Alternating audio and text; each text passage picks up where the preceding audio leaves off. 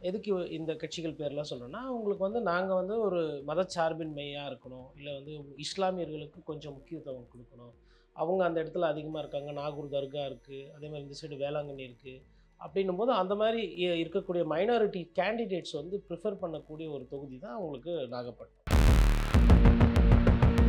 இப்ப டிசிகே கட்சியை சார்ந்த ஆளூர் ஷானவாஸ் தான் எம்எல்ஏவா இருக்காரு. அவருக்கு வந்து ஒரு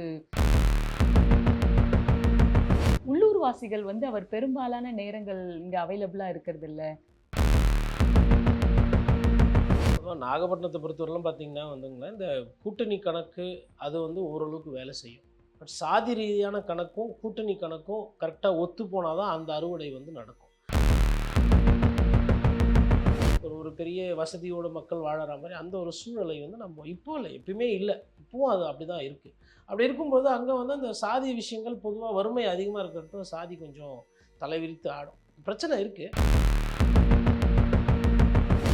காளியம்மாளுக்கு வந்து பார்த்தீங்கன்னா, நாம் தமிழர் கட்சியில இருந்தபொழுது அங்க ஒரு ஒரு நல்ல செல்வாக்கு. அப்போ எந்த தொகுதியில போட்டி போடுவாங்கன்னு பார்த்தீங்கன்னா, நாகப்பட்டினத்தில எங்க வேணா போய் போட்டி போடலாம் காளியம்மாள். ரூ. 20 குடுத்து குடம் வாங்குறது, பீக் சம்மர்ல ரூ. 30 குடுத்து வாங்குறது. சம்டைம்ஸ் அது ரூ. 50 வரலும் போகுன்ற மாரிலாம் புலம்புவாங்க. ஃப்ளோரைடு ஒரு ப்ராப்ளம் இருக்கு அங்க. தண்ணீலயே குடிக்கிற தண்ணீல சிக்கல் இருக்கு. இந்த மாரி நெறைய பிரச்சனைகள் இருக்கு. நல்ல கேண்டிடேட் அங்க முன்னிறுத்துனாங்க, பட்டியலின மக்கள்ல முன்னிறுத்துனாங்கன்னாக்கா, கம்யூனிஸ்டுகளின் கோட்டை வந்து தகர்க்கப்படுவதற்கு வாய்ப்புகள் இருக்குன்ற பார்வை வந்து இருக்கு. திமுக வேட்பாளர் உதயசூரியன் சின்னம் வச்சு நிக்கக்கூடிய வாய்ப்பே கிடைக்கலன்னு தொண்டர்கள் மத்தியில ஒரு மனஸ்தாபம் இருக்கு. ரொம்ப நாள் கனவா இருக்கு அப்படிங்கிறாங்க. அது ஏதாவது இந்த வாட்டி மாறுறதுக்கு வாய்ப்புகள் உண்டா?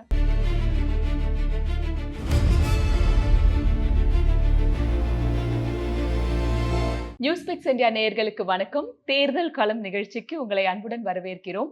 இன்னைக்கு நாகப்பட்டினம் மாவட்டத்துல இருக்கக்கூடிய தொகுதிகள் பத்தி பேச போறோம். நம்முடன் இணைந்திருக்கிறார் மூத்த பத்திரிகையாளர் திரு கோட்டீஸ்வரன் அவர்கள். சார் வணக்கம். வணக்கம் மேடம். நேயர்களுக்கு அன்பு வணக்கம். சார் நாகப்பட்டினம் வந்து ஒரு மத சார்பற்ற ஒரு தலம் அப்படின்னு சொல்றோம். நாகூர் தர்கால இருந்து, வேளாங்கண்ணி கோவில்ல இருந்து மக்கள் எல்லாம் வந்து போற ஒரு இடமா இருந்தாலும், மத ரீதியான கணக்குகள், சமூக கணக்குகளும், ஜாதி வாரியான கணக்குகளும் இங்க வந்து வெற்றி யாருக்குங்கிறத முடிவு செய்யறதுல முக்கிய பங்கு வகிக்குது அப்படின்னு சொல்லக்கூடியது எந்த அளவுக்கு பொருத்தமா இருக்கும் சார்?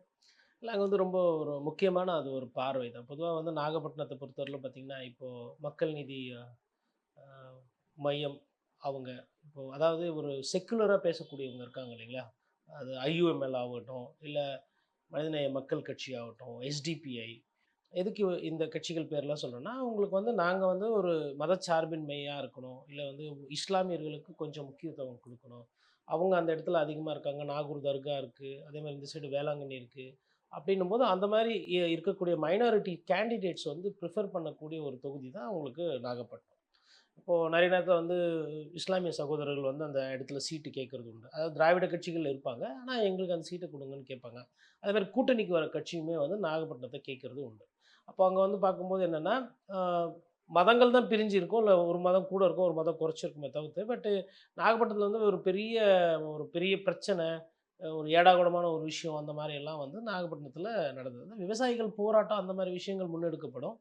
மற்றபடி வாழ்வாதார ரீதியான பிரச்சனைகள் இருக்கு. பட் ஒருத்தர் ஒருத்தர் இந்த சண்டை போட்டுக்கிறது, சச்சரவு அப்படின்றது பார்த்தீங்கன்னா கிடையாது. அது என்ன காரணம்னா, நீங்க வேளாங்கண்ணி போனீங்கன்னா, இப்ப வேளாங்கண்ணி கோயில சுத்தி ஆ கிறிஸ்துவர்கள் நெறைய கடை போட்டிருக்காங்க. ஆனா, இந்துக்களும் அங்க நெறைய கடை போட்டிருப்பாங்க. காலையில அந்த சர்ச் பெல் அடிக்கும்போது, இவங்களுமே வந்து அந்த அந்த பெல்ல பார்த்து ஒரு ஒரு நிமிஷம் சாமி கும்பிடுவாங்க.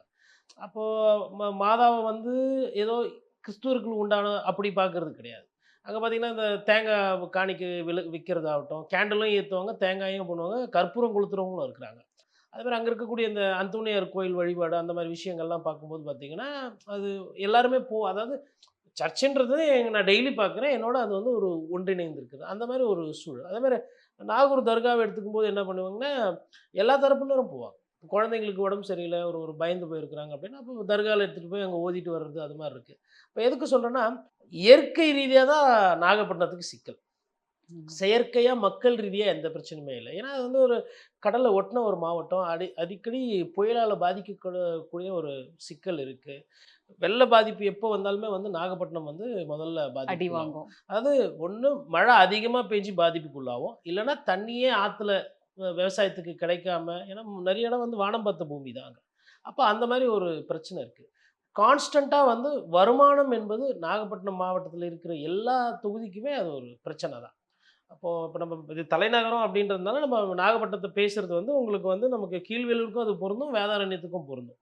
அப்போ அந்த மாதிரி ஒரு தொகுதி பெல்வெதர் என்று ஆங்கிலத்தில் சொல்வாங்க. அதாவது நாகப்பட்டினமை பொறுத்தவரைக்கும் சரி, உங்களுக்கு அது அது ஒட்டி இருக்கிற மற்ற இதுவுமே பார்த்தீங்கன்னா ஒரே கட்சி கோல் வச்சுறது அப்படின்றது கிடையாது. இப்போ நாகப்பட்டினத்துக்கு இந்த சைடு நீங்கள் பார்த்தீங்கன்னா திருவாரூர் மாவட்டம் இருக்குது. திருவாரூர் மாவட்டத்தினுடைய ஓட்டிங் பேட்டர்னும் நாகப்பட்டினத்தோட ஓட்டிங் பேட்டர்னுமே சேஞ்ச் ஆகும். ஆட்சி அதிகாரம் யாருக்கு போகுதோ அந்த மனநிலைக்கு சாதகமாக போகக்கூடிய ஒரு தன்மை கொண்டது தான் நாகப்பட்டினம் மாவட்டம். திரு விசிகே கட்சியை சார்ந்த ஆளூர் ஷானவாஸ் தான் எம்எல்ஏவா இருக்காரு. அவருக்கு வந்து ஒரு தனி செல்வாக்கு இளைஞர்கள் மத்தியிலும், படித்தவர்கள் மத்தியிலும், ஈவன் சோசியல் மீடியாலயும் இருக்கு அப்படிங்கிறாங்க. மாநிலம் முழுக்கவுமே அவர் வந்து ஒரு அடையாளம் தெரியப்பட்ட ஒரு நபரா இருக்காரு. ஆனா, உள்ளூர்வாசிகள் வந்து அவர் பெரும்பாலான நேரங்கள் இங்க அவைலபிளா இருக்கிறதில்ல. வெளியூர் நிகழ்ச்சிகளுக்கே தான் போறாரு. இந்த பிரச்சனைகள கவனிக்கிறது இல்லன்ற ஒரு குறையும் இருக்கிறதா சொல்லப்படுது. அத எப்படி பார்க்குறீங்க சார்? அவங்க இப்போ ஷானவாஸ் அவர்களை பொறுத்தவரை ஒரு சிறந்த பேச்சாளர். நல்ல கருத்துக்களை பேசுறதாகட்டும், ஒரு ஒரு எடுத்தங்கவுத்தனும் ஏடாகூடமா பேசக்கூடிய தன்மை படைத்தவர் கிடையாது. பட் பொதுவா வந்து சட்டமன்ற எம்எல்ஏவா யாரா இருந்தாலும் சரி, என்ன எதிர்பார்ப்பாங்க மக்கள்னா, உள்ளூர்காரங்களா இருக்காங்களான்னு பார்ப்பாங்க. அப்போ எனக்கு வந்து நாகப்பட்டினத்தில இருக்கக்கூடிய ஒரு வேட்பாளர குடுங்க. நாகப்பட்டினத்தில என்னோட எம்எல்ஏ இருக்கணும். இப்ப கீழ்வேலூர்னா கீழ்வேலூர்காரரா இருக்கணும். வேதாரண்யம்னா வேதாரண்யக்காரரா இருக்கணும். வேதாரண்யத்தில இருக்கிறவங்க, நாகப்பட்டினத்தில இருக்கிறவங்களே வெளியூருன்னு பார்ப்பாங்க. என்னப்பா மாவட்ட தலைநகரம்னா ஒரே மாவட்டம். இது எப்படின்னா, இப்போ வட சென்னையில எனக்கு வீடு இருக்கும். நான் போய் தென் சென்னையில நிக்கிறேன்னா, அங்க தென் சென்னையில இருக்கிறவங்க இவரு வெளியாளு அப்படிதான் பேசுவாங்க. ஸோ அந்த ஒரு பிரச்சனை வந்து இயற்கையாவே வந்து ஷானவாஸ்க்கு இருக்கிறது 1. 2வது என்னன்னு பார்த்தீங்கன்னா, இப்போ அவர் இருக்கிறது வந்து ஒரு கூட்டணி கட்சி. இப்போ திமுக அப்படின்னும் பொழுது பார்த்தீங்கன்னா, அந்த ஒரு பிரச்சனை இருக்காது. இப்போ கூட்டணியில சீட்டு குடுக்கும்போது என்னன்னா, மாற்று கட்சிக்கு போயிடுச்சு. கூட்டணி கட்சிக்கு சீட்டு போயிடும்போது, உள்ளூர் கட்சிக்காரர்களுக்கே ஒரு ஒரு அதிருப்தி இருக்கும். இப்ப நமக்கு வர வேண்டிய சீட்டு, இப்ப அங்க வந்து திமுக மாவட்ட செயலாளர் நின்னு இருந்தாருன்னா நல்லா இருந்திருக்குமே, இல்ல திமுகல ஒன்றிய செயலாளருக்கு சீட்டு குடுத்திருந்தா நல்லா இருக்குமே, விசிகாக்கு குடுத்துட்டாங்களே அப்படின்ற அந்த ஒரு ஒரு மனக்கசப்பு கட்சிக்காரர்களுக்கு. அப்போ ஒண்ணு அந்த ஊரை சார்ந்தவர் இல்ல. இன்னொன்னு அவரு வந்து தமிழ்நாடு பூரா சுற்றுப்பயணம், ஏன்னா கட்சியினுடைய கொள்கையை வளர்க்கக்கூடிய ஒரு பொறுப்புல இருக்கிறாரு ஷானவாஸ். அப்ப சுத்தி பார்க்க வேண்டியதா இருக்கு. இப்ப ஷானவாஸ் அவர்கள் மீது வந்து கல்குவாரி நடத்தினாரு, பத்திரிகையாளர மிரட்டினாரு, லாட்டரி பணத்துல வந்து சம்பாரிச்சாரு. அந்த குற்றச்சாட்டு கிடையாது. என்ன விதமான இது குற்றச்சாட்டு பேசுபொருள் அங்க இருக்குன்னா, பார்க்க முடியறதில்ல, வர்றதில்ல. எங்களுக்கு ஒரு ஆத்தரா இல்ல. இவரு எல்லா இடமும் போயின்னு வந்துட்டு இருக்காரு. எங்களுக்கு வந்து நாகப்பட்டினத்துக்குன்னு எக்ஸ்க்ளூசிவா ஆள் வேணும் அப்படின்றது மக்களோட அந்த ஆதங்கம். அது நியாயமான ஆதங்கம் தான். அதுல இல்ல. அப்போ அவருக்கு என்ன பிரச்சனை, அவருக்கு என்ன சாதகம், பாதகன்றதையும் பார்த்துட்டோம். இப்ப எனக்கு கிடைத்த தகவல் பிரகாரம், அவர் இந்த முறை வந்து தேர்தல் வந்து அந்த இடத்துல போட்டியிடாம வேற தொகுதி மாறுறாருன்ற மாரி தான் ஒரு பேசுபொருள் இருக்கு. அதனால அப்ப அந்த மனநிலையில இருக்கிறாங்க அப்படின்னும்போது, அவங்க புதுசா எந்த தொகுதிக்கு போறாங்களோ, அதற்கு உண்டான வேலைகள அவங்க செஞ்சுட்டு இருப்பாங்க. எந்த தொகுதின்னு தெரியல. ஆனா, அவர் வந்து இந்த வாட்டி வந்து நாகப்பட்டினத்தில நிக்கிறதுக்கு வாய்ப்பு மிக கம்மி அப்படின்ற மாரி தான் அங்க இருக்க டிஎம்கே காரங்களும் பேசுறாங்க. விசிக தோழர்களும் சொல்றாங்க. அதனால அது வந்து ஒரு ஆன்டி இன்கம்பன்சி ஃபார் அன் எம்எல்ஏன்றது எல்லா இடத்துலயும் இருக்கும். அது வந்து ஒரு ரொம்ப காமனான ஒரு விஷயம். அந்த ஆன்டி இன்கம்பன்சிய மீறி ஜெயிக்கிறது தான் அந்த இடத்துல வந்து உங்கள ஆளுமையா மாத்தும். சார் இங்க வந்து வன்னியர்கள் கிட்டத்தட்ட 15% இருக்கிறதா சொல்றாங்க. டிசைடிங் ஃபோர்ஸா அவங்க இருக்கிறதுக்கு நெறைய வாய்ப்புகள் இருக்குன்றாங்க. அப்படி இருக்கும்போது அதிமுகவும், பிஎம்கேவும் இணைந்து இருக்கிறது, இங்க வந்து திமுக கூட்டணிக்கு ஒரு பின்னடைவா இருக்குமா? இல்ல பாமகவே பிளந்து இருக்கிறதால, அந்த டிசைடிங் ஃபோர்ஸுக்கு பெருசா வலுவு இருக்காதா? பொதுவா நாகப்பட்டினத்த பொறுத்தவரையிலும் பார்த்தீங்கன்னா வந்துங்களேன், இந்த கூட்டணி கணக்கு அது வந்து ஓரளவுக்கு வேலை செய்யும். பட் சாதி ரீதியான கணக்கும், கூட்டணி கணக்கும் கரெக்ட்டா ஒத்து போனா தான் அந்த அறுவடை வந்து நடக்கும். உங்களுக்கு கூட்டணியில வந்துட்டு இப்போ ஒருவேளை இப்போ விசிக வந்து அங்கேருந்து வெளியில போகுது, இல்ல பாமக உள்ள வருது அப்படின்னும் பொழுது பார்க்கும்போது, அது எந்த அளவுக்கு வந்து ஈடுபாடு வரும் அப்படின்றது ஒண்ணு பார்க்கணும். 2வது வேட்பாளர் வந்து லோக்கல் வேட்பாளரா இருக்கும்பொழுது அதெல்லாம் அடிபட்டு போயிடும். ம். இப்போ நீங்க வெளியில இருந்து கொண்டு வந்து போடுறீங்க அப்படின்னா, அதனுடைய தன்மை ஒண்ணு. லோக்கல்ல வந்துட்டு உங்களுக்கு செல்வாக்கு அதிகமா இருக்கு ஒருத்தருக்கு வேட்பாளர்ன்னும்போது, அவரு அந்த சாதியெல்லாம் கடந்து போயிடுவாரு. இப்ப நாகப்பட்டினத்த பொறுத்தவரையிலும் பார்த்தீங்கன்னா, அங்க பிரச்சனை வந்து இந்த சாதியை தாண்டி வாழ்வாதாரம், மக்களோட வாழ்வுரிமை அந்த மாரி விஷயங்கள் தான் இருக்கு. அவங்களுக்கு பணம் கிடையாது. நாகப்பட்டினத்தில இருக்கவங்களுக்கு வந்து ஒரு பெருசா வந்து ஒரு நீங்க அந்த தொகுதி போய் பார்த்தீங்கனாலுமே, அந்த மாவட்டம் ஃபுல்லாவே எப்படி இருக்குன்னா, ஒரு பெரிய மாடி வீடு, ஒரு ஒரு பெரிய வசதியோட மக்கள் வாழற மாரி அந்த ஒரு சூழலை வந்து நம்ம இப்போ இல்ல, எப்பயுமே இல்ல. இப்பவும் அது அப்படிதான் இருக்கு. அப்படி இருக்கும்போது, அங்க வந்து அந்த சாதி விஷயங்கள் பொதுவா வறுமை அதிகமா இருக்கிற இடத்துல சாதி கொஞ்சம் தலைவிரித்து ஆடும். பிரச்சனை இருக்கு. பட் ஆனா சாதியை வைத்து நாகப்பட்டினத்தை ஜெயிக்கிறதுன்றது நாகப்பட்டினத்துக்கு சாத்தியம் இல்ல. இப்ப சாத்தியம். இதே அது வந்து கடலூர்லயே, விழுப்புரத்தினுடைய அதனுடைய தன்மை வேற. பட் நாகப்பட்டினத்துல வந்து அது ஒன் ஆஃப் தி ஃபேக்டர். அந்த காரணத்தினால தான் பார்த்தீங்கன்னா, அதிமுக கூட்டணியில ஒரு சில நேரத்தில பாட்டாளி மக்கள் கட்சினா அந்த அந்த தொகுதிய கேட்டு பெறுவாங்க. அந்த விஷயங்கள்லாம் நடந்திருக்கு. பட் அது ஆனா அவங்களுக்கு எதிர்பார்த்த ரிசல்ட் நாகப்பட்டினம் குடுத்ததில்ல. சார் டிவிகே ஓட ஃபேக்டர் இங்க எப்படி ஒர்க் அவுட் ஆகும் சார்? அது ஒண்ணு. இன்னொன்னு வந்து நாம் தமிழர் கட்சிக்கும் வந்து இந்த நாகப்பட்டினம் இதுல பார்த்தோம்னா, கணிசமான வாக்குகள் சென்ற முறை வாங்கியிருக்காங்க. ஸோ அவங்க 2 பேரோட இன்ஃப்ளூயன்ஸ் எப்படி இப்போ இருக்கும்? நாகப்பட்டினம் பார்க்கும்போது, நீங்க கூட வந்து சேர்த்து பக்கத்தில இருக்கக்கூடிய பூம்புகார் தொகுதியும் சேர்த்து பார்க்கணும். பூம்புகார் மயிலாடுதுறையில வரும். பட் அதுவும் சேர்த்து நம்ம பார்க்கும்போது என்னன்னு பார்த்தீங்கன்னா, பூம்புகார் எடுத்தாலும் சரி, நாகப்பட்டினம், வேதாரண்யம் எடுத்தாலும் இந்த நாம் தமிழர் கட்சி வந்து இந்த மீனவர்கள் பிரச்சனையும், விவசாயி பிரச்சனைகளும் அதிகமா பேசக்கூடிய ஒரு கட்சி. அப்போ என்ன அங்க ஒரு ஒரு நல்ல விஷயம்னா, அவங்க அடிக்கடி அந்த விவசாயிகளுக்கு தேவை எது? இயற்கை விவசாயம் எது? மீனவர்கள ராமேஸ்வரத்தில இருந்து போனா புடிச்சிட்டு போயிடுறாங்க. ஸ்ரீலங்கால சிக்கல் இருக்கு. நாகப்பட்டினத்திலருந்து போனா பாதிப்பு ஆகுது அப்படின்றத தொடர்ந்து பேசிக்கொண்டு இருக்கிற ஒரு கட்சி. கிட்டத்தட்ட ஒரு ஒரு 10, 15 வருஷமா அவங்க அத தீவிரமா ஃபோக்கஸ் பண்ணி பேசிட்டு இருக்காங்க. அதே மாரி வேட்பாளரும் ஒவ்வொரு தேர்தலையும் போடுறது, அந்த வேட்பாளருக்கு உண்டான பிரச்சாரம் எல்லாமே குறிப்பா காளியம்மாளுக்கு வந்து பார்த்தீங்கன்னா, நாம் தமிழர் கட்சியில இருந்தபோது அங்க ஒரு ஒரு நல்ல செல்வாக்கு. அப்போ எந்த தொகுதியில போட்டி போடுவாங்கன்னு பார்த்தீங்கன்னா, நாகப்பட்டினத்தில எங்க வேணா போய் போட்டி போடலாம் காளியம்மாள். ஆனா இங்க பிரச்சனை என்னன்னா, அவங்களுக்குன்னு ஒரு சீட்டு, அதுக்குன்னு ஒரு இடம் பார்க்கும்போது, அவங்களுக்கு வந்து பூம்புகார்ல கடந்த தேர்தல்ல போட்டியிட்டாங்க. பூம்புகார்ல வந்து ஒரு ஒரு மத்த வேட்பாளர விட கொஞ்சம் அதிகமா வாக்குகள் வாங்குனதையும் பார்த்தோம். இன்னொன்னு செலவு பண்ணக்கூடிய பெரிய வசதி கிடையாத ஒரு வேட்பாளர். அப்படி இருக்கும்போது, அ அ இன்னமும் வந்து நெறைய பேரு இப்ப காளியம்மாள் போனாலும், அடுத்து யாரு அப்படின்ற அந்த நிலைக்கு வந்து நாம் தமிழர் கட்சி தயாரா இருக்கு. அவங்கள பொறுத்தவரையிலும் அண்ணன் சீமானு, அந்த கட்சியினுடைய கொள்கை, அங்க இருக்கக்கூடிய அந்த இன்ஃப்ராஸ்ட்ரக்சர். யாருனா வரட்டும், யாருனா போட்டும், அத பத்தி நாங்க கவலைப்பட மாட்டோம்ன்ற மாரி போயிட்டுருக்காங்க. அதனால கண்டிப்பா வந்து நாம் தமிழர் கட்சியோட தாக்கம் வந்து நாகப்பட்டினம் மாவட்டத்தில இருக்கும். காரணம் என்னன்னா, மக்கள் பிரச்சனைய பேசக்கூடிய அந்த சிந்தனை. அதே மாரி தாவேகா, விஜய் அவர்களுக்குமே வந்து அங்க ரொம்ப கணிசமான ட்ராக்ஷன் இருக்கு. குறிப்பா சொல்லணும்னா, மீனவர்கள் மத்தியில விஜய் அவர்களுக்கு வந்து அந்த பேசுபொருள் அதிகமாவே இருக்கு. அதுவும் வேளாங்கண்ணி போன்ற இடத்துலலாம் நான் போய் டிராவல் பண்ணி பார்த்தப்போ, இந்த வேளாங்கண்ணி ஆகட்டும், நாகூர் பெல்ட் ஆகட்டும், கீழ்வேலூர் ஆகட்டும், அந்த இடத்துல எல்லாமே வந்து விஜய் வந்தா நல்லாயிருக்கும், விஜய்க்கு வந்து ட்ராக்ஷன் இருக்குன்னு சொல்லிட்டு இளைஞர்கள், அதாவது மத சார்பு எதுவுமே இல்லாம பொதுவா வந்து இளைஞர்கள் மத்தியில விஜய் அவர்களுக்கு நல்ல பேர் இருக்கு. இன்ஃபாக்ட் என்ன கேட்டீங்கன்னா, ஒரு ஒரு பொலிட்டிக்கல் அப்சர்வரா விஜய் அவர்களுக்கு நாகப்பட்டினம் கூட நல்ல தொகுதி தான் நிக்கிறதுக்கு. நிக்கிறதுக்கு. என்ன காரணம்னு பார்த்தீங்கன்னா, இப்போ நாகப்பட்டினத்தில நீங்க வேட்பாளரா நிக்கிறீங்கன்னா, அது வந்து கீழ்வேலூருக்கு அப்படியே ட்ரான்ஸ்ஃபர் ஆகும் பக்கத்தில இந்த ம். சைடு. அதே மாரி வேதாரண்யம் வரையிலும் போகும். உங்களுக்கு மயிலாடுதுறையும் பார்த்தீங்கன்னா 3 சட்டமன்ற தொகுதி. நாகப்பட்டினமும் 3 சட்டமன்ற தொகுதி. மயிலாடுதுறை ஒரு மாரி ட்ரையாங்கிள் மாரி வரும். நாகப்பட்டினம் ஒரு மாரி நீட்டா போகும். அப்ப அது என்னன்னா, உங்களுக்கு வந்து ஒரு ஒரு 3/4 மணி நேரம் இல்ல 1 மணி நேரம் நீங்க டிராவல் பண்றீங்கனாலுமே, இந்த 2 மாவட்டத்தினுடைய எல்லைய வந்து நீங்க போய் தொட்டுட்டு தொட்டுட்டு வந்துடலாம். ம். அப்போ ஒரு ஒரு பெரிய ஸ்ட்ராங் வேட்பாளர் ஒரு இடத்துல நிக்கிறாங்கன்னா, கிட்டத்தட்ட அவங்களோட இன்ஃப்ளூயன்ஸ வந்து 3லிருந்து 6 சட்டமன்ற தொகுதிக்கு நீங்க அத பரப்பலாம். அப்ப விஜய் போன்ற ஒரு பிரபலம் போய் அங்க போய் நிக்கிறாரு, கொல்றாருன்னும்போது, அப்ப தாவேகாக்கு வந்து அது வந்து ஒரு பெரிய ஒரு பேசுபொருளையும், ஒரு ஒரு எழுச்சியும் குடுக்கும். குடுக்கறதுக்கு ஆனா, அவரு பனையூர்லேருந்தே வெளியில வரமாட்டேன்றாரு. அவரு போய் எப்படி நாகப்பட்டினத்தில உப்பு காத்துல தங்கி, அங்க இருக்க மக்களோட பிரச்சனை ஏன்னா பெரிய ஹோட்டல்லாம் கிடையாது. சார் போய் தங்கணும்னா நட்சத்திர விடுதி வேணும். அவரு ஒரு மாரி இந்த பங்களாலயே இருந்து பண்ணக்கூடியவரு. அப்ப அவருக்கு உண்டான அந்த மாவட்டமா அப்படின்னு பார்த்தா, நாகப்பட்டினமும் இல்ல. மயிலாடுதுறை நாகப்பட்டினத்த விட கொஞ்சம் பரவால்ல. ஏன்னா விவசாயம் நிலம் வந்து பார்த்தீங்கன்னா, மயிலாடுதுறையில நல்லாருக்கும். கிட்டத்தட்ட ஒரு சில சாலைகள்லாம் பார்த்தீங்கன்னா, அவ்வளவு அழகா இருக்கும் மயிலாடுதுறையில. அந்த ரோடு வளைவு எல்லாம் பார்த்தீங்கன்னா, உங்களுக்கு கேரளா மாதிரி ஒரு சில இடம் வந்து மிக்ஸ் ஆகும். நாகப்பட்டினத்த பொறுத்தவரையிலும் பார்த்தீங்கன்னா, இடம் நல்ல லென்த்தா இருக்கும், காலியா இருக்கும், இல்ல மாடு மேய்ஞ்சுக்கிட்டு இருக்கும், அந்த மாரி இருக்கும். மயிலாடுதுறை அப்படியே கான்ட்ராஸ்ட் காட்டும் உங்களுக்கு. அது அது என்ன அந்த இயற்கை விஷயமா, இல்ல தண்ணியும் பார்த்தீங்கன்னா, உங்களுக்கு மயிலாடுதுறையில நிலத்தடி நீர் கொஞ்சம் நல்லாருக்கும், நாகப்பட்டினத்த விட. நாகப்பட்டினத்தில பார்த்தீங்கன்னா, உங்களுக்கு உப்பு தண்ணி வந்து அதிகமா இதாயிருக்கும். குறிப்பா வேதாரண்யத்த பொறுத்தவரையிலும் பார்த்தீங்கன்னா, அங்க வந்து அந்த குடிக்க தண்ணீன்றது ஒரு சிக்கல். ரூ. 20 குடுத்து குடம் வாங்குறது, பீக் சம்மர்ல ரூ. 30 குடுத்து வாங்குறது. சம்டைம்ஸ் அது ரூ. 50 வரலும் போகுன்ற மாரிலாம் புலம்புவாங்க.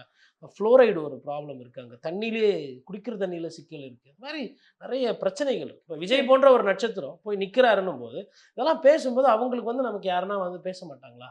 கொல்ல மாட்டாங்களா? அந்த ஈர்ப்பு இருக்கும். சரி, இப்போ கீழ்வேளூர் பார்த்தோம்னாக்கா, அது இடதுசாரிகளின் கோட்டை அப்படின்னு சொல்லலாம். அ மாறி, மாறி திமுக வந்து அவங்களுக்கு அந்த தொகுதிய வந்து ஒதுக்கி வந்துட்டு இருக்காங்க. ஆனா அங்க வந்து தலித் பிரச்சனையாகட்டும், அண்ட் பட்டியலின மக்களுடைய பிரச்சனையாகட்டும், கூலி தொழிலாளர்களோட பிரச்சனை வந்து இன்னமும் அதே மாதிரி தான் இருக்குன்ற பட்சத்துல, அவங்களுக்கு ஒரு மனக்கசப்பு இருக்கிறதுக்கு இந்த வாட்டி நெறைய வாய்ப்புகள் இருக்கு. அப்படிங்கிறாங்க. இத நீங்க எப்படி பார்க்குறீங்க சார்? அதிமுக கூட்டணி வந்து ஒரு நல்ல கேண்டிடேட் அங்க முன்னிறுத்துனாங்க, பட்டியலின மக்கள்ல முன்னிறுத்துனாங்கன்னாக்கா, கம்யூனிஸ்டுகளின் கோட்டை வந்து தகர்க்கப்படுவதற்கு வாய்ப்புகள் இருக்குன்ற பார்வை வந்து இருக்கு.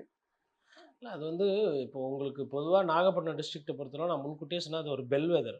இப்போ திருவாரூர் வந்து கோட்டை, திமுக கிட்ட இருக்கு. சென்னை வந்து கோட்டை. அதிமுகவுக்கு கோயம்புத்தூர் கோட்டை அப்படின்ற மாரி நம்ம நாகப்பட்டினம் மாவட்டத்த சொல்ல முடியாது. போன முறை பார்த்தீங்கன்னா, நீங்க மயிலாடுதுறையும் சேர்த்து தான் நாகப்பட்டினத்தோட ரீட் பண்ணணும். ஏன் அப்படின்னா, அது ஃபர்ஸ்ட்டு வந்து ஒருங்கிணைந்த ஒரு நாகப்பட்டினம். ஆக்சுவலா தஞ்சாவூர் தாண்டுன உடனே நாகப்பட்டினம் மாவட்டம் வந்துரும். இருக்கிறதுலயே தஞ்சாவூருக்கு அடுத்து அந்த சைடுல பெருசா இருந்தது இதுதான். அப்புறம் தான் வந்து நமக்கு வந்து இது இது உங்களுக்கு வந்து திருவாரூர் பிரியுது. அப்புறம் இந்த சைடு மயிலாடுதுறை மாவட்டம் பிரியுது. அப்ப பார்க்கும்போது பார்த்தீங்கன்னா, அந்த பெல்ட்ல வந்துட்டு கம்யூனிஸ்ட் கட்சிகள் பொதுவா கோல் வச்ச காலங்கள் இருக்கு. கம்யூனிஸ்ட் கட்சிகளுக்கு முன்னாடி காங்கிரஸுமே அங்க வந்து ஒரு பூர்வீகமா ஸ்ட்ராங்கா இருந்த கட்சி. பட் நாளடைவுல என்ன ஆயிடுச்சுன்னா, காங்கிரஸ் வந்து அங்க வந்து அந்த பொலிட்டிக்கலா வீக் ஆயிட்டாங்க. அவங்களுக்கு வந்து பழைய அளவுக்கு காங்கிரஸ்க்கு அந்த ஈடுபாடு கிடையாது. மயிலாடுதுறையில வந்து கொஞ்சம் இடத்துல அவங்க ஏதோ புடிச்சு வச்சிருக்காங்க. மத்தபடி மொத்த நாகப்பட்டினம் மாவட்டத்திலும் மயிலாடுதுறை சேர்க்கும்போது 6 சட்டமன்ற தொகுதியில காங்கிரஸுடைய பிரசன்ஸ்ன்னு பார்த்தீங்கன்னா, நீங்க ஏதோ ஒரு தொகுதி இல்ல ஒரு இன்னொரு 2 தொகுதியோட நீங்க ரெஸ்ட்ரிக்ட் பண்ணலாம். பட் கம்யூனிஸ்டோட அந்த ப்ரெவலன்ஸ் பார்த்தீங்கன்னா, உங்களுக்கு சீர்காழியிலயும் கம்யூனிஸ்ட்காரங்க இருப்பாங்க. மயிலாடுதுறையிலயும் இருப்பாங்க. பூம்புகார்லயும் இருப்பாங்க. கீழ்வேலூர்ல அதிகமா இருப்பாங்க. இந்த சைடு பார்த்தீங்கன்னா, திருத்துறைப்பூண்டி வரலும் அவங்களோட ஸ்ட்ரெச் இருக்கும். அப்ப கம்யூனிஸ்ட் கட்சிகளை பொறுத்தவரைக்கும் சிபிஐயும் ஆக்டிவா இருக்கும் ஒரு சில இடத்துல விவசாய நிலத்துல. நீங்க சொல்லக்கூடிய கீழ்வேலூர்ல வந்துட்டு இந்த தொழிலாளிகள் அதிகம். அதாவது என்ன ம். மாரி தொழிலாளினா, விவசாய கூலிகள் அதிகம். அப்ப அவங்களுக்கு வந்து அங்க இருக்கக்கூடிய பண்ணையார்கள் காசு குடுக்கல. இல்ல அதிகமா ஏக்கர் வச்சிருக்கிறவங்க வந்து அவங்களுக்கு வந்து வாடகை சரியா குடுக்கல. இல்ல வேலைய வந்து குடுக்கல அப்படின்னும்போது அந்த ஒரு பிரச்சனை இருக்கு. நெறைய நேரத்துல வந்து போராட்டம்லாம் வெடித்த ஒரு ஊர் தான் கீழ்வேளூர். இப்ப அதெல்லாம் வைத்து பார்க்கும்போது கீழ்வேளூர் ஆனா மார்ஜின் பார்த்தீங்கன்னா, அதிமுகக்கும் இல்ல திமுக அணிக்கும் உண்டான அந்த கூட்டணி தேர்தல் நிக்கும்போது, ஒரு 50,000 ஓட்டுல ஜெயிக்கிறது, 40,000 ஓட்டுல ஜெயிக்கிறதுன்றதெல்லாம் இல்ல. ஒரு 8,000 ஓட்டுல ஜெயிப்பாங்க. இல்ல 2,000 ஓட்டுல ஜெயிப்பாங்க. போன முறை ஐ திங்க் 15, 18,000 அந்த அண்ட் அந்த பாமக வந்து 35% வாக்குகள் வாங்கி 2ஆம் இடத்த சென்ற முறை பிடித்து எடுத்திருக்கு. இருக்கிறதால, இப்ப அதிமுகவோட அவங்க சேர்ற பட்சத்துல, இடதுசாரிகளுக்கு அது இல்ல கொஞ்சம் போன கடினமான முறமும் பாமக அவங்க கூட இருந்தாங்க. அதிமுகவோட. ம். பாமகக்கு அங்க ஒரு வாக்கு வங்கி இருக்கு. பட் அங்க என்னன்னா, நீங்க சொன்ன மாரி அவங்களுக்கு வந்து வேட்பாளர் ரொம்ப முக்கியம். இப்ப இதே அந்த இடத்துல அதிமுகவோட வேட்பாளர் இருந்திருந்தாங்கன்னா, வாக்கு விகிதாச்சாரம் இன்னும் கூடுதலா கிடைச்சிருக்கும். இங்க பாட்டாளி மக்கள் கட்சி நிக்கும்போது என்னன்னா, வந்து உங்களுக்கு பிஎம்கே வெர்சஸ் சிபிஐஎம் என்னும்போது, சிபிஎம் வந்து அங்க லீட் எடுக்குது. அது ஒண்ணு. ஆனா, அந்த மார்ஜின் வந்து பார்த்தீங்கன்னா, ரொம்ப கம்மி. இப்போ நீங்க தஞ்சாவூர்ல திமுக வேட்பாளர்கள் ஜெயிக்கிறதுக்கும், நாகப்பட்டினத்தில திமுக வேட்பாளர் மாவட்டத்தில ஜெயிக்கிறதுக்கும் அந்த மார்ஜின் ஜாஸ்தியா இருக்கும். அப்போ இது வந்து வல்னரபிள் தான். கீழ்வேளூர் வந்து அப்படி இப்படி ஏதோ ஒண்ணு பண்ணி வந்து ஒரு கோட்டையா வச்சிருக்கு. பட் அந்த கோட்டை தகர்க்கப்படும் அப்படின்றதுல எனக்கு வந்து கொஞ்சம் சந்தேகமா இருக்கு. என்னன்னா, எதையோ கடைசி நேரத்தில எதையோ ஒரு பிரச்சாரம் பண்ணி ஏன்னா அங்க நீங்க போய் பார்த்தீங்கனாலுமே, ஒரு டிவிஎஸ் 50ல வந்து ஒரு சிவப்பு துண்டு போட்டுட்டு இல்ல ஒரு டிவிஎஸ் 50ல இல்ல ஒரு மாட்டு வண்டியில ஒரு பச்சை துண்ட போட்டுட்டு அப்படி போவாங்க காலையில இந்த கம்யூனிஸ்ட் தலைவர். பார்க்குறவங்களுக்கு தான் வணக்கம் வாங்குவாங்க. ஒரு ஒரு 50, 60 பேர் ஆனா பார்க்கும்போது அவங்க தொடர்பு படுத்திக்குவாங்க. பேசக்கூடிய தன்மை இருக்கு. என்னதான் வந்து நீங்க கரெக்ட்டா எல்லாம் பண்ணீங்கனாலும், ஸ்விங் மாரி வருது அப்படின்னும்போது கீழ்வெள்ளூரும், திருத்துறைப்பூண்டி பக்கத்துல இருக்கு. அதுவும் மாறுறதுக்கு மேபி வாய்ப்பு. இப்ப திருத்துறைப்பூண்டி மாறுறதுக்கு வாய்ப்பே இல்லைங்க. ஏன்னா, அதுக்கு காரணம் வந்து அது கம்யூனிஸ்டுடைய பயங்கரமான ஸ்ட்ராங்கான கோட்டைன்னா நம்ம திருத்துறைப்பூண்டிய பார்க்கலாம். கீழ்வெள்ளூர் கிட்டத்தட்ட பட் கீழ்வெள்ளூர்ல சரியான நல்ல வேட்பாளர் நிறுத்துனா தோத்துரும். அது மாறாதுன்னு தான் சொல்லல. பட் அந்த 50, 50யா நம்ம சொல்ல முடியாது. ம். இப்போ வேதாரண்யம் நீங்க எடுத்தீங்கன்னா, அது அதிமுகவோட கோட்டை அப்படின்றத நம்ம கிளியர் கட்டா சொல்ல முடியும். இது பக்கத்துல இருக்கக்கூடிய தொகுதி. இப்ப வேதாரண்யம் நம்ம ஏன் அந்த ஸ்டாண்ட் எடுக்கிறோம்னா, அங்க இருக்கக்கூடிய அந்த ஓஎஸ் மணியன், மாவட்ட செயலர், முன்னாள் அமைச்சரு, அவர பொறுத்தவரையிலும் அலையே அடிச்சாலும் வேதாரண்யத்தையும் நல்லா காப்பாத்த முடியும். அப்படின்றதுல தெளிவா இருக்கக்கூடிய சரி தன்மை. இந்த வாட்டி ஹேட்ரிக் அடிக்கிறதுக்கு வாய்ப்புகள் இருக்குன்னு நம்புறீங்களா அங்க? கண்டிப்பா வேதாரண்யம் வந்து ஓஎஸ் மணியனுக்கு செல்வாக்கு அதிகமாக இருக்குது. ஆனா அங்க போய் பார்க்கும்போது கூட மக்கள பொறுத்தவரைக்கும், இல்ல ஓஎஸ் மணியன் எங்களுக்கு ஒண்ணும் பிரச்சனை இல்ல. அவருக்கு வந்து இப்ப ஓஎஸ் மணியனை எதிர்த்து நிக்கிற அளவுக்கு வேட்பாளர், மாற்று கட்சியில வேட்பாளர் என்பது பெருசா இல்ல. ஒருவேளை விஜய் வந்து வேதாரண்யத்துல நிக்கிறாருன்னா, அப்ப கதை வேற. இல்ல திமுக யாருன்னா ஒரு பெரிய ஹெவி வெயிட் எடுத்துட்டு போய் போடுறாங்க அப்படின்னா கதை வேற. இப்ப அங்க இருக்கக்கூடிய மாவட்ட செயலர்கள் பார்த்தீங்கன்னா, உங்களுக்கு மயிலாடுதுறையில நிவேதா முருகன் இருக்கிறாரு. அதே மாரி நாகப்பட்டினத்தில கௌதமன் இருக்காரு. இப்ப இந்த 2 பேருமே மற்ற மாவட்ட செயலாளர் அளவுக்கு பிரபலம் கிடையாது. அதாவது இப்போ உதாரணத்துக்கு சேகர்பாபு ஒரு மாவட்ட செயலாளர். மா சுப்பிரமணியன் ஒரு மாவட்ட செயலாளர். டிஆர்பி மன்னிக்கணும். இப்போ பூண்டி கலைவாணன் ஒரு மாவட்ட செயலாளர். அப்போ அவங்களெல்லாம் அவங்க ஜெயிக்கக்கூடிய மார்ஜின் பார்த்தீங்கன்னா, ஜாஸ்தியா இருக்கு. இப்போ இவருக்கு வந்து போன வாட்டி வாய்ப்பு கொடுக்கப்படல கௌதமனுக்கு. தேர்தல்ல நிக்கிறதுக்கு நெனைக்கிறேன் நானு.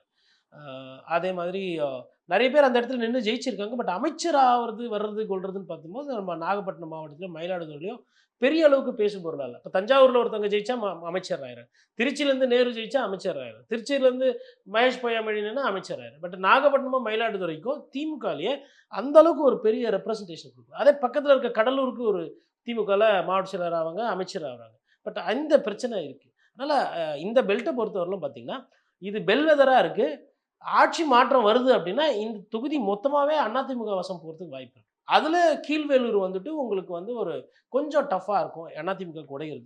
மத்தபடி உங்களுக்கு நாகப்பட்டினமும் சரி, வேதாரண்யமும் சரி, அதிமுக வசம் போறதுக்கு வாய்ப்புகள் அதிகமா இருக்கு. அவங்க மீனவர்கள் கேட்கிற பிரச்சனைகள் வந்து யார் வந்தாலும் தீர்வுன்றது இருக்க போறது இல்லல்ல சார். அது 3 பிரச்சனைங்க மீனவர்களோட பிரச்சனை. ஒண்ணு வந்து விலைவாசி ஏற்றம். அதாவது உங்களுக்கு வந்துட்டு இந்த போட்டுக்கு மெயின்டெனன்ஸ் ஆகட்டும், வலையாகட்டும், இல்ல அவங்களோட அந்த அன்றாட தேவைகள் இருக்கு பாருங்க. அதோட விலை வந்து அதிகமா கணிசமா ஏறிக்கொண்டே போகிறது.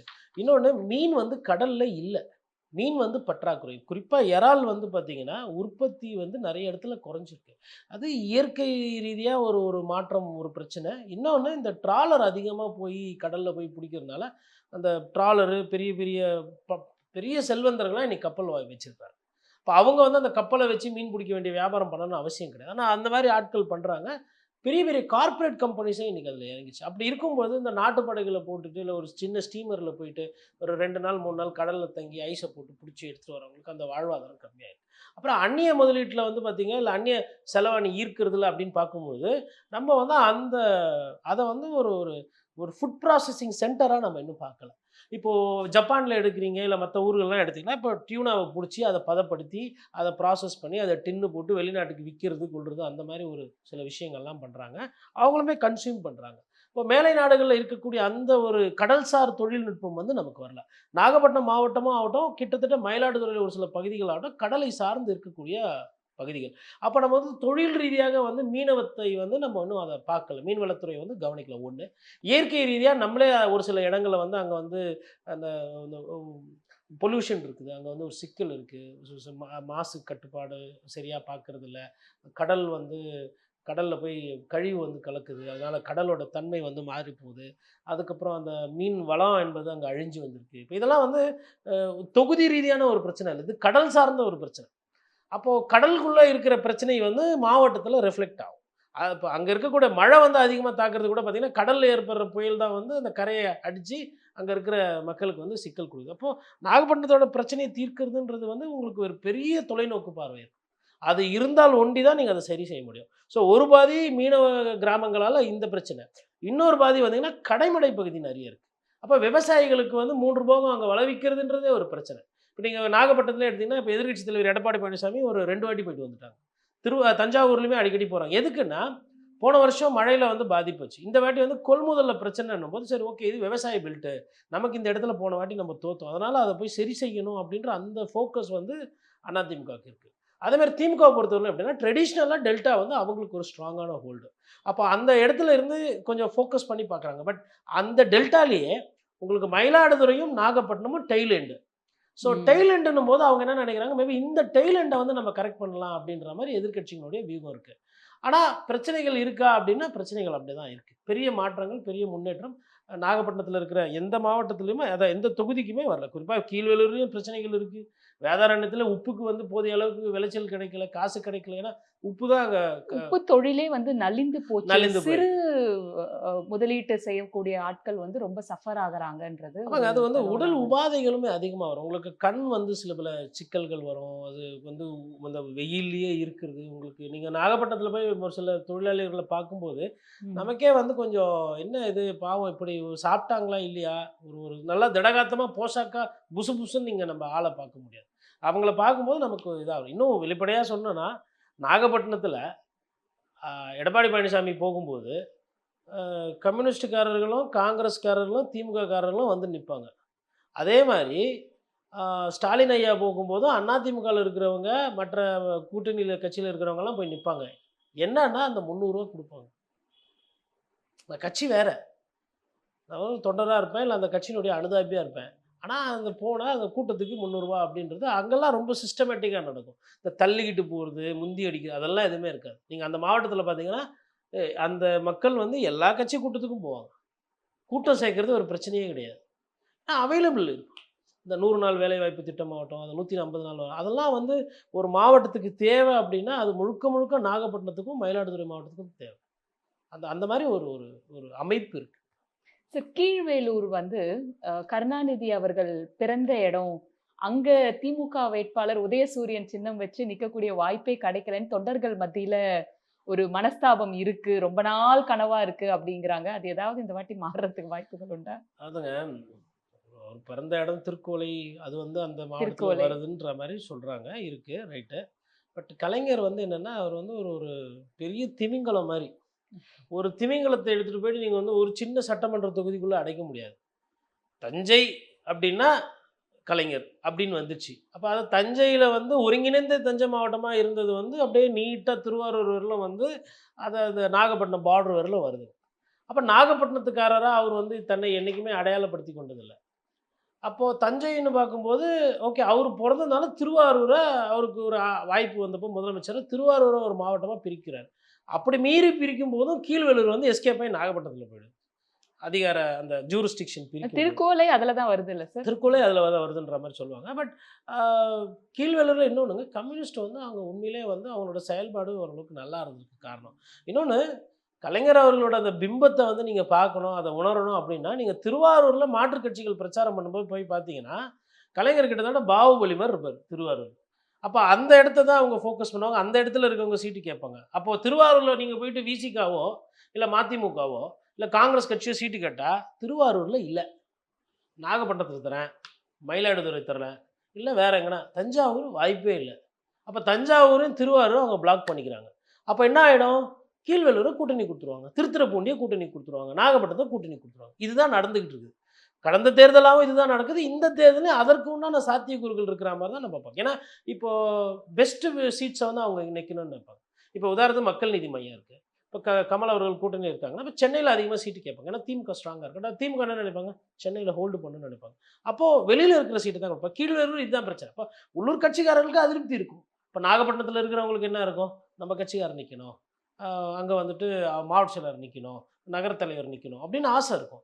பட் கூட்டணி கம்பல்ஷன்ஸ் ப்ராப்ளம்ஸ் வரும்போது இது கைமீறி போகும். இப்போ பாட்டாளி மக்கள் கட்சிக்கு அதிமுக அந்த பெல்ட்ல சீட்டு குடுத்துருக்காங்க 2, 3 தேர்தல்ல. அப்ப அங்க இருக்கிற அதிமுககாரங்க என்ன நினைப்பாங்க? என்னங்க நமக்கு வாய்ப்பு இல்லையா? இவங்க வந்து ஆனவன சிதம்பரம் சீட்ட கேட்குறாங்க. அதுக்கப்புறமா வந்து உங்களுக்கு அ கீழ்வேளூர்லயுமே ஒரு வாட்டி நின்னு இருக்கிறாங்க, போட்டி போட்டுருக்காங்க. நாகப்பட்டினம் சீட்ட கேட்குறாங்க. அப்ப நம்ம அதிமுக கட்சி அங்க இல்லையா? அப்படின்னு அந்த பேசுபொருள் வரும். அது வந்து இருக்கிறது தான். நன்றி சார். பல தகவல்கள சொன்னீங்க. நன்றி, மீண்டும் வேற ஒரு மாவட்ட தகவல்களோட நம்ம சந்திப்போம். நன்றி.